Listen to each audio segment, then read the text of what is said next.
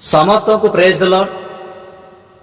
मोर प्रिय भाई एवं भौणी माने आसंतु आज विषय को आलोचना करबा। आज विषयटी होची जो लोक मानक सहित आपण मानकर जदिबा क्रोध अछि आउ जो लोकक सहित जदि आपण माने जदिबा सेमानंकु माने कोन सेमानक सहित कटु भाव राग हिंसा अछि सेमानकु क्षमा करंतु बोली कि से विषय जानिया पय चेष्टा करे। पवित्र शास्त्र बाइबल लिखा जाए जदि बा काहारी विरुद्ध रे तुम मानक पाखर जदि किछि भी थाए माने सेमानक सहित कटु भाव आ राग एवं हिंसा जदि थाए तेबे सेमानकु क्षमा कर।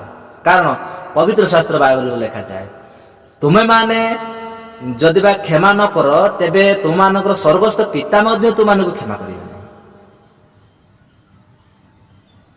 मोर प्रिय लोक माने आज अनेक लोक जीशु कृष्ण को विश्वास करुछंती तथापि किंतु गोटे गोटे जिनस बदलु नहीं कहीं अनेक लोक अछंती केवल सेटा कोन राग सेटा प्रभु जी कृष्ण मध्य चाहिए करिथांते तांको जेते बेले क्रूस ऊपर चढ़ेले आ तांको करुणा प्रहार मरा गला आ तापर तांको मुंडरे जो कंटार मुकुट पिंधा गला सेते बेले दरकार पड़थिले से रागी की से कोन करथांते नहीं कोन करथांते किंतु कोन कले से प्रेम कले सेही प्रेम को आमे माने करिबा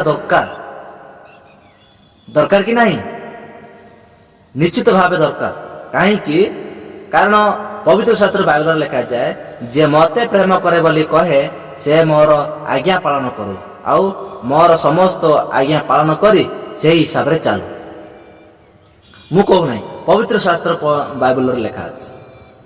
तो आमे माने ताहांकर पुत्र एवं ताहांकर कार्य करबा ही आमान पाखरे उचित। आज अनेक लोक माने प्रभु श्रीकृष्ण को विश्वास करूछंती ठीक अछि किंतु गोटे गोटे जिनस बदलु नाही काहे कि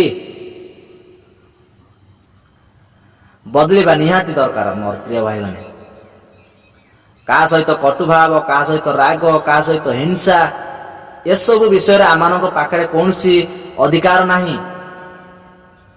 कारण आंबटारु जे सर्वशक्तिमान से परमेश्वर से समस्त विश्वर सृष्टिकर्ता ताहांक पाखरे सब किछि अछि से आदि एवं अनंत अंत ओ एवं क्षय।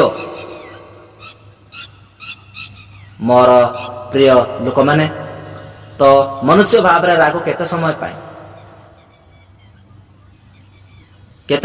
राग सेति पाए मु कहबा पई चाहू अछि जे आमे शरीर माध्यम रे यीशु कृष्ण को कार्य को करिबा मला परे नुहे किबा मृत्यु परे नुहे जीवित थिबा अवस्था रे ही ईश्वरंकर कार्य को प्रकाश करिया को हेबो एवं ताहां आज्ञा को पालन करिया पई पड़िबा मन। तो एतिरे कोन आपण माने शिखिले तो जदि बा मु किछि भूल कहि थाए तबे मते क्षमा कर देबे। रहिले वीडियो रे समस्त को praise the Lord, God bless you.